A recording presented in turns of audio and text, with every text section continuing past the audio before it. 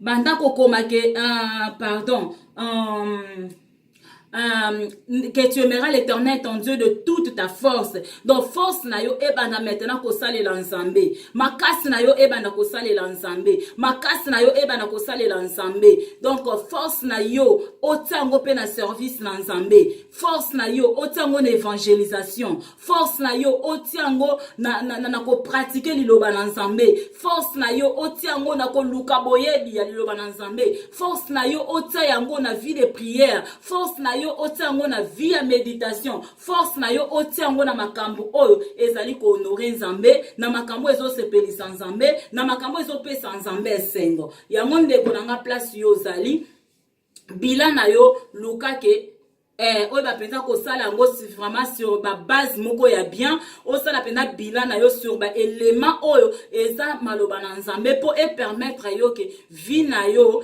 ekende de progrès en progrès, de mieux en mieux, vie na yo s'améliorer malamu, vie na yo ekoma lolenge Nzambe aza kolinga ekomela, vie na yo ezala lolenge Nzambe aza koluka ke ezalela. Nde na wana tolobela kaka oyo to simbi vraiment to simba ki na liboso ezali na point haut to solo bila. Donc sur le plan spirituel, quel était ton bilan ya année 2018 na plan spirituel? Na bilan na yo ezala ndenge nini? Bilan na yo ezala ki ndenge nini? Bilan na yo sur le plan spirituel eza ndenge nini? Est-ce que eza positif ou eza négatif? Sur 10, au suis combien? Est-ce que au suis moitié? Est-ce que vous avez à moitié? Tous les colo à moitié. Yo moko mutoza na réponse, okoba na kope sa réponse. Et kolandisa na réponse okozwa, nde yango na lingi ke emotivé yo, soki ezala ki vraiment négatif, luka na année 2019 et comme vraiment positif. Soki pesa ki positif, na année 2018, luka o continue nango toujours na année 2019 oyo, tosili na kokota. Alors, deuxième point otokoyeba na kolobela. Deuxième point, ezali otozolobela eza sikoyo sur le plan physique. Tozolobela deuxième point na biso eza sur le plan physique. Donc sur le plan physique, eza tolingi to parler sur le plan physique eza fotala. Otala sikoyo bon santé na yo ezalaki ndenge nini durant année 2018. Na année 2018 santé na yo ezalaki ndenge nini? Est-ce que santé na yo ezalaki malamu? To santé na yo ezalaki malamu ti? Santé na yo ezalaki ndenge nini? Peut-être okenaki pe pa minganga ba examinaki yo, batalaki yo. Santé na yo ezalaki lolenge nini? Est-ce que ezalaki malamu to ezalaki mabe? Alors, kotala biloko yo kotaka na kati na santé na yo, kotala pa biloko kolia. Biloko nini oyo ozalaki kolesa nzoto na yo? Biloko nini ozalaki kolesa nzoto na yo? Est-ce que ozalaki kolesa ngo repas ou ezali équilibré ou bien ozalaki ka kolia bilia? Donc okipaka te, ozalaki ko tenir quantité eloko nini ozokota na kati ya libumu na yo. Est-ce que ozalaki kolia nyonso ou bien ozalaki quand même kotala biloko nini oyo ezali malamu mpona santé na yo? Est-ce que bandaki kolia repas oyo ezali équilibré? Yo mutoza na ba réponse. Biloko bandaki kolia, est-ce que légumes ezalaki kozala ou bien obandaki kolia ka mingi misuni? Donc yo mutoza na réponse. Est-ce que obandaki kolia mbisi lolenge longo bami? To yo zaki kaka trop misuni. Na repas na biso photo lia ka toujours repas ou ezali équilibré. Il faut na biloko ozolia légumes ezala. Musuni ezala. Biloko na nyeso tout eza très important. Mais soki komi kaka ke na kata biloko na yo ozolia kaka ba misuni na misuni. Oza misalela mabe eza bien te pour na santé na yo. Soki peut-être année 2018 on négligea ki légumes. Luka ke année auto koti 2019 bana ko lia plus de légumes. Bana ko consommer penza légumes mingi parce que légumes eza très bien pour la santé na yo. Légumes eza très important pour la santé na yo. Luka o bana ko lia ka légumes mingi. banda kolia légumes mingi. Alors meka pe kotala, est-ce que banda ki kolia biloko eza trop sucré? Peut-être ozaki ba jus mingi ko mela ba jus mingi. Alors loka ke na année 2019 diminuer moi dose à jus, banda ko mela mingi mai. Banda ko mela mingi mai parce que mai eza très important pour la santé na yo et ko cause ba problème ti. Au contraire, mai e soignaka. Mai e traitaka. Mai e bongisaka na kati. Donc, eza pe ko bongisa o pe libanda. Alors, eza ke babiloko fo osala ba examen de conscience. Est-ce que na année 2018 na consommaki mingi ba jité? Est-ce que na année 2018 na melaki mingi mai? Soko melaki mingi mai na ko biso continuer pe kana ba mai wana na année 2019. Continuez peka na lire ya mai parce que mai est très important pour la santé. Et ça na mukolo eza to kokota na ba détail yoyo to meka ko fungola ngo to lobela kara sur yango ba bien fait nango bolamu nini o mai sale la rabiso na nzoto bolamu nini o ba légumes sale la rabiso na nzoto mukolo ezali samba ko pesa biso temps to ko sala vraiment to meka ko tala bolamu nango ba avantage nango nini o ememaka na kata ba nzoto na biso. Mais le lot tozo mekaka kokende moi likolo pona mutu et permettre mutu ke tant mutu azosala bilan na ye il faut akota rapena ba détail wana nyonso tu kota la biloko ni na liaki na année 2018 alimentation na ngezalaki ndenge nini na année 2018 est-ce que na banda ko lia bien to na banda ko lia mabe. Donc ba biloko na nyonso tu yo mutu faut sala examen de conscience nango ko eba na kotala parce que mutu normalement na semaine au moins il faut aller à 4 jours ou azolia mbisi na légumes. Et puis 3 fois de rekozala ke olia musuni na légumes. Mais ko kozala te ke du lundi au dimanche olia ka misuni na misuni. Donc yo na repas na yo okanisa kutu te ke ndenge zawana na meka pe ko kotisa mbisi na repas nanga. Tant susu na repas no tango lia ko kipara ke na kotisa pe ba légumes. Tant susu tango liaka okipara ke te fona lia pe ba fruits mingi. Parce que belé bazana pe mona na ko lia na yo omona alia kambe eloko tali ba fruit akipa kango kututi akipa ka même pas likambe tali ba fruit. Or que ba fruit wana eza très important pe pona nzoto na biso parce que eloko tango ezoya na kata nzoto ezoya ko bakisa implice ya malamu na kati na nzoto mais soko zo consommer pe eloko mabe ezoya ko bakisa pe implice ya mabe.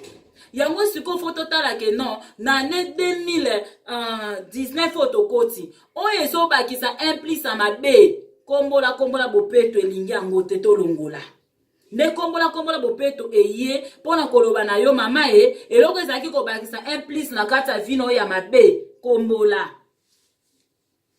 eloko ezaki ko bakisa implice ya mabe na santé na yo kombola.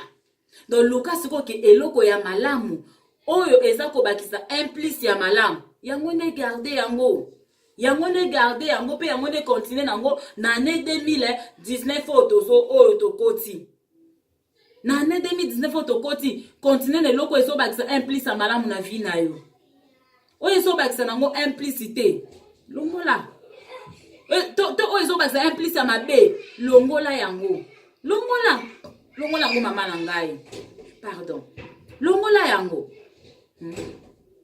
Yango wana tomeka kotala biloko oyo toliaka parce que ozali oyo yo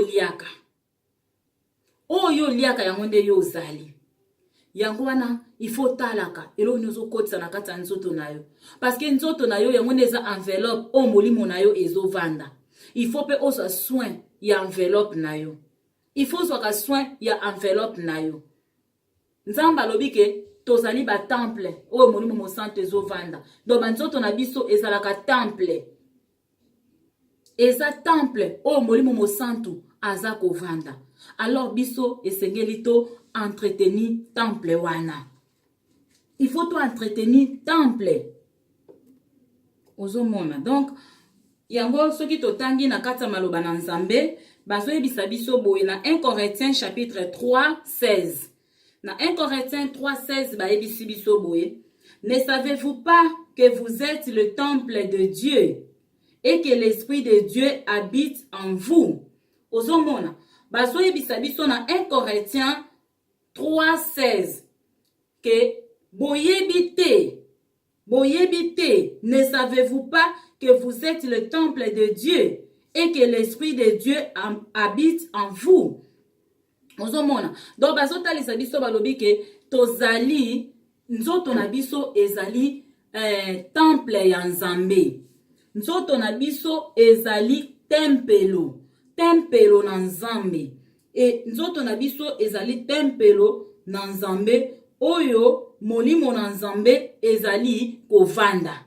Alors lokola molimo na Nzambe evandaka na tempelo na biso o ezali nzoto na biso, il faut toyeba na kobongisa banzoto na biso. Il faut toyeba na ko prendre soin ya nzoto na biso. Toyeba ka nini o tozolesa nzoto na biso. Toyeba nini o tozokotisa na nzoto na biso. Toyeba ko entretenir bakor na biso parce que ezali efandelo ya Nzambe. Eza efandelo ya molimo na Nzambe. Molimo na Nzambe eyaka kovanda na kati ya banzoto na biso. Mais soki toza ko détruire banzoto na biso na biloko tozali kolia ezali malamu te. Donc esengeli to prendre soin ya banzoto na biso.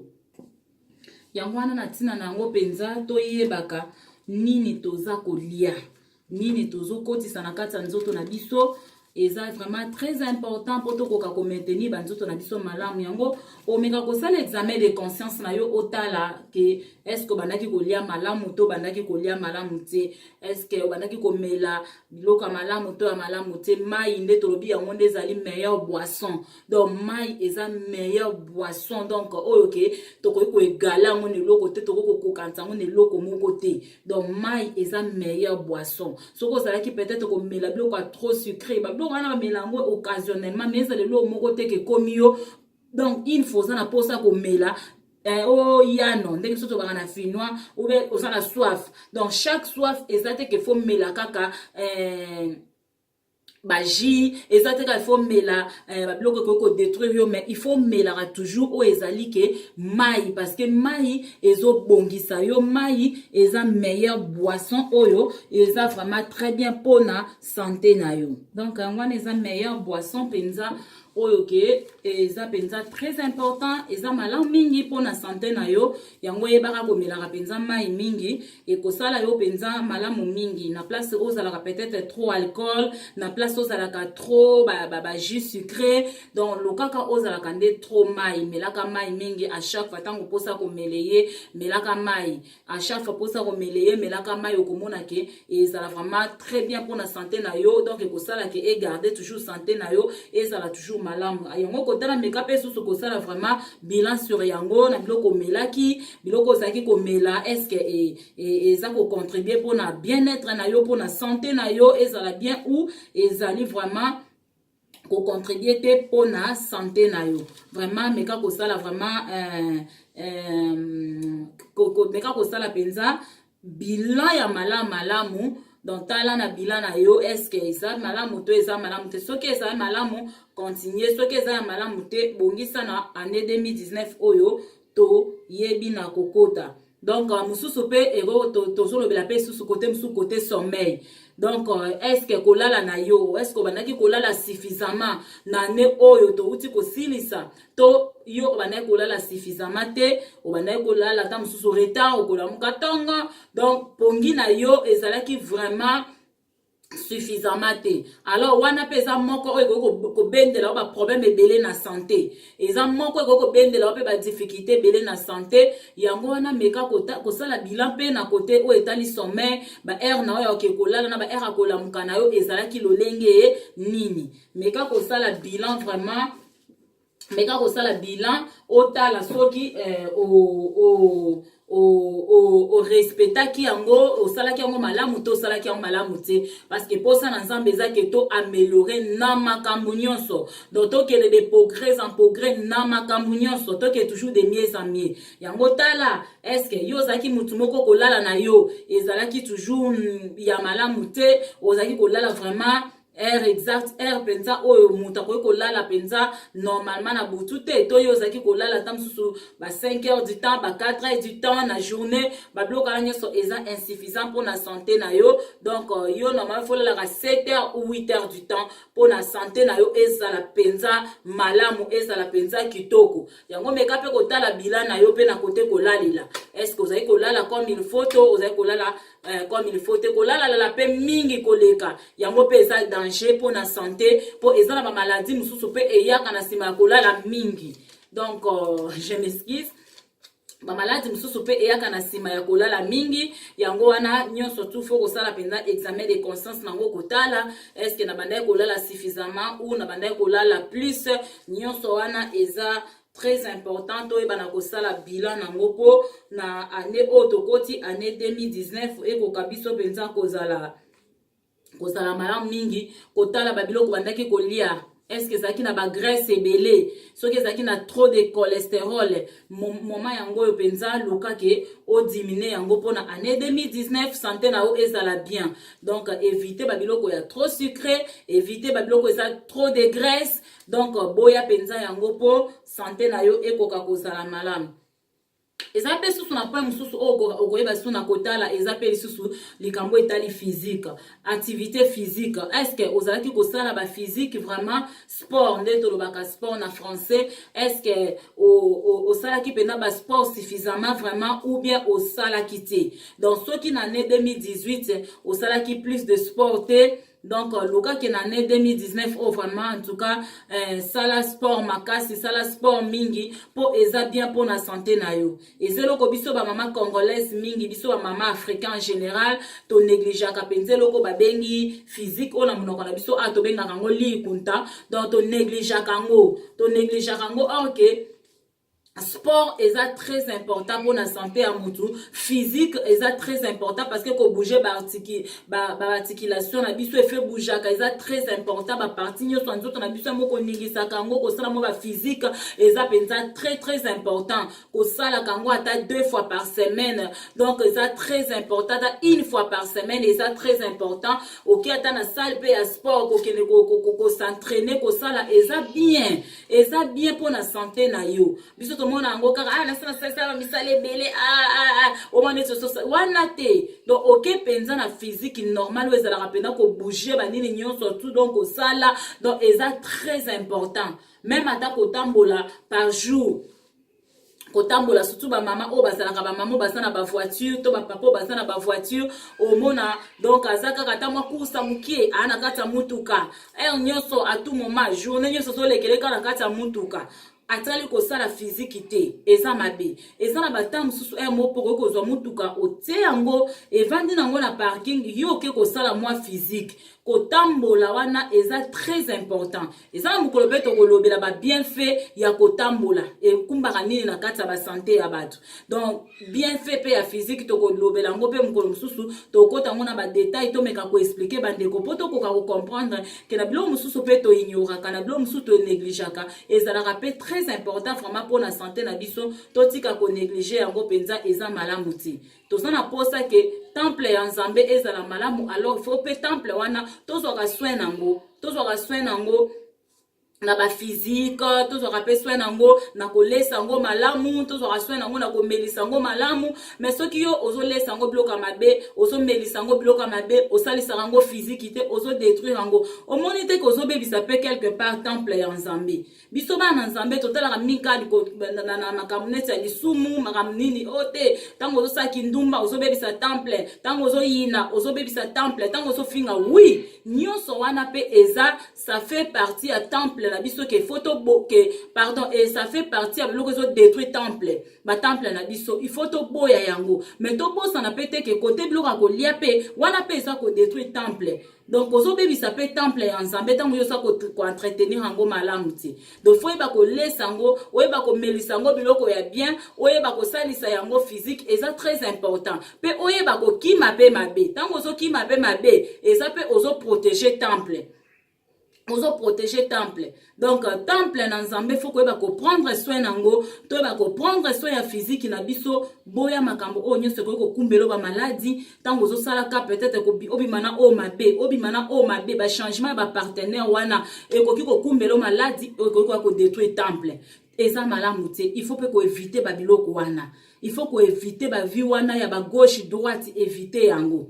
Ozomona via bitambula tambulo liko vande sika moko te olingi ko kanga makolo na ote nyonso wana ezape malamu te mwaso bala te ozana o mabe mobalo bala ozana o mabe o bala pete donc ozaka ka tambolaka ezape malamu te parce que koko kumbelo ba maladi wana ekwa ko bebisa o ezali nini temple na yo ekwa ko bebisa kwa bebisa temple o ezali efandelo na nzambe o ezali efandelo ya molimo mosantu yango te bakokima makambo wana nyonso tokima balokuta tokima kotonga tokima koyina tokima escroquerie tokima orgueil tokima koyina tokima mabe nyonso pe tokima na oto uti koloba oyo koliaka babiloko ba graisse mingi tokima yango koliaka babiloko trop secret tokima yango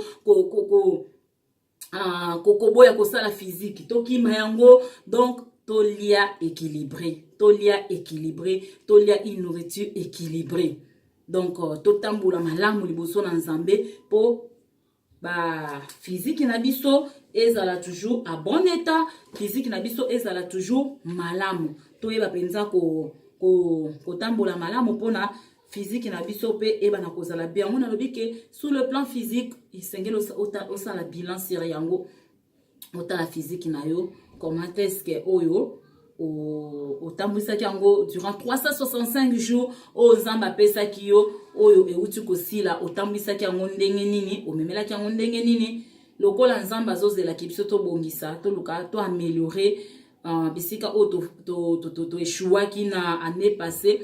Donc, luka ki ane oyo tokoti o bongisa penza nyonso etambola malamu ekozala malamu mingi. Alors, tolingi tolo de l'appel lisusu troisième point na biso ezake pardon nazongi na nsima na plan physique sur le plan physique donc ezake tango au sali bilan sur le plan physique, yo moko mitela ba point. Aux yeux combien? Sur 10. Aux yeux combien? Na makambo ni sotu ko énumérer, to ko tanga, to ko solula, to ko lobela. Na plan physique, yo moko suko mitala. Aux yeux combien? Ça là sur 10. Est-ce qu'aux yeux moitié? Est-ce que aux yeux sous la moitié ou aux yeux au-dessus de la moitié? Donc, yo moko mi pe sa réponse.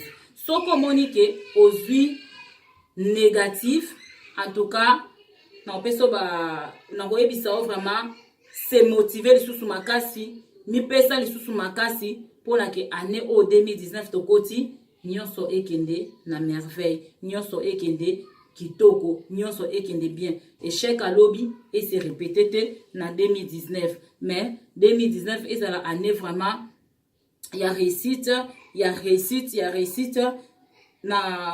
sur tout le plan autozolo belela oyo. Alors, troisième plan la biso ezake sur le plan relationnel. Sur le plan relationnel. Donc, sur le plan relationnel, sur le plan financier, donc, je pense que yango toko lobela yango toko lobela yango toujours continuer toujours tokoba siko sur le plan relationnel.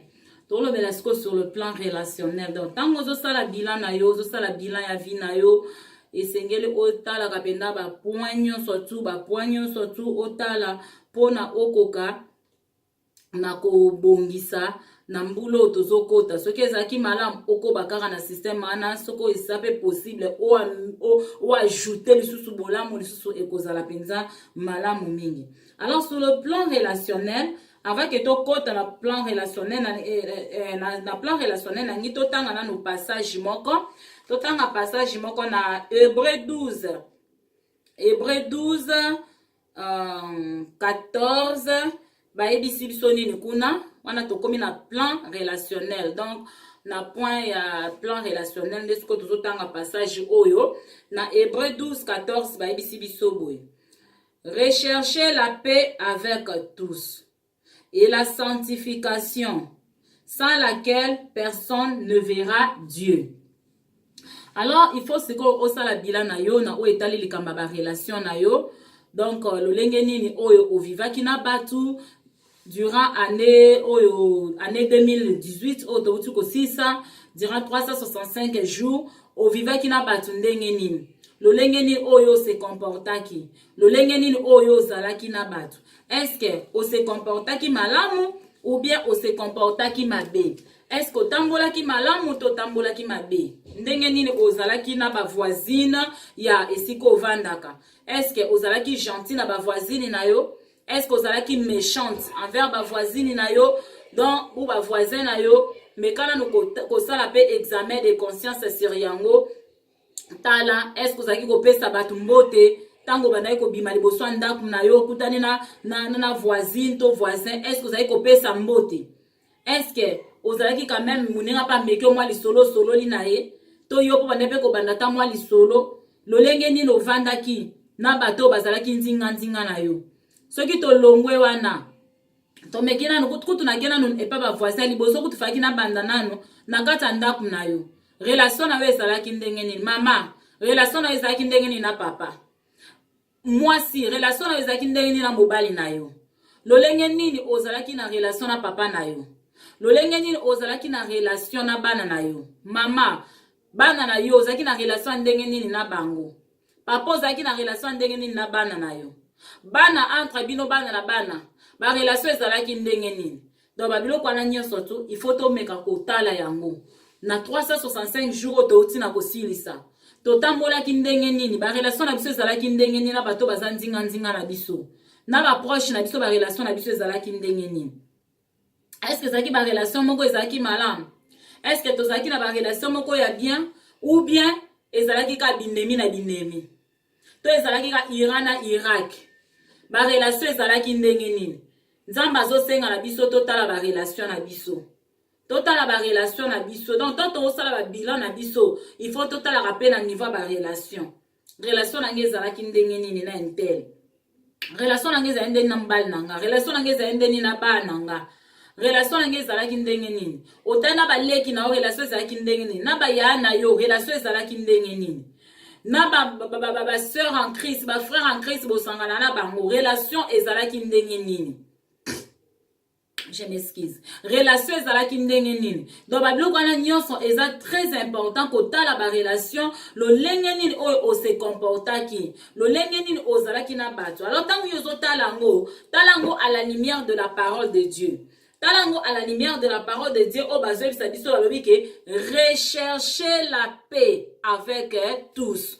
Donc bazoi bisabiso ke to rechercher. Donc ce n'est même pas question ya ke oso lukaki. Donc ta balobi parce que chercher eza déjà ko luka. Chercher déjà eza déjà ko luka. Donc oza da mutu moko déjà bana ko luka kimia. Obana ko luka kimia na mama intel. Ozaki ko luka kimia na tata intel. Ozaki ko luka kimia na ndeko intel na mutu kingani. Ozaki ko luka kimia. Menzamba zo senga na yo lisusu. Alobi ke luka lisusu. Donc kimia oyo luka kiwana luka do luka lisusu. Donc zamba zo senga na biso to luka kimia parce que kimia ezelo ko ba luka kango.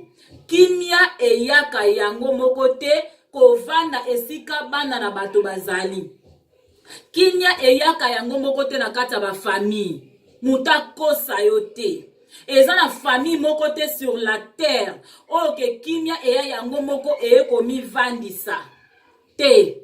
Kimia baluka kangonde ko luka. Kimia ezeloko baluka kangonde ko luka. Soki ezalaki ke baluka kango te. Nzamba lingaka lobela biso boete na kata maloba na ye koyebisa biso ke rechercher la paix avec tous. Alanga koyebisa biso to rechercher yango te. Soka yebisa ki biso to rechercher yango parce que eze loko baluka yango ka to soki yoke ko bazwa kango ka soki yoke ko luka yango.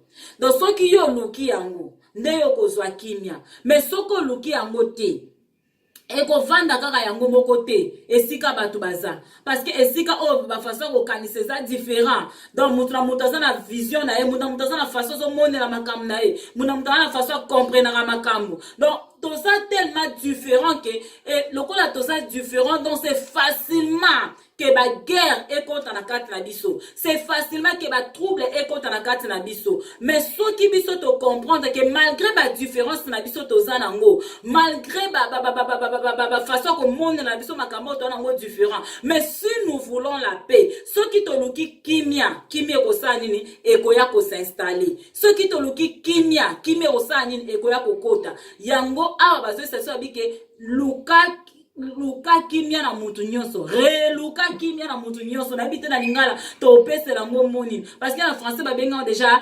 rechercher. Donc c'est quelque chose déjà que tu cherchais, mais on te dit encore de rechercher encore.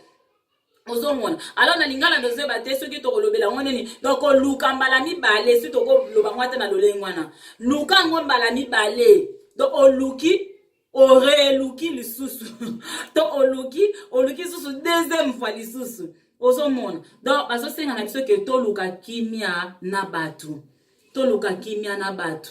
Tala na ba relation na yo na 2018 ni na ngwe marcha ki te kota ba relation na yo, batu ni no bozaki na bango toujours ba guerre na ba guerre, batu ni bozaki toujours na ba problème na bango, to e basiko na ko luka kimia. Nzamba zo senga na sabi ke to luka kimia na mutu nyonso sans exception. Eza na batu mususu to nzamba lobi ke te na bango tikala na bango kaka Iran na Irak na ba intel nde luka kimia te. Nzamba lobi luka kimia na mutu nyonso. Point. Luka kimia na mutu nyonso.